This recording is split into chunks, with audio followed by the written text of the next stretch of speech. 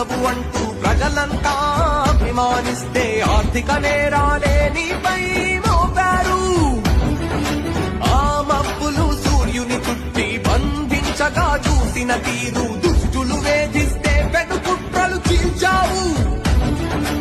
ఎండకు వానకు చలికి తల వంచక యాత్రే చేసి నువ్వు అందరి గుండెల్లో స్థానాన్నే పొందావు. చిత్తుల మారుల పొత్తుల ఎత్తులు ధీరుడిలాగా చిత్తు చేసి ధర్మం గెలిచి ముఖ్యమంత్రివే అయ్యావు. నువ్వొక దూకిన అగ్నిశరం,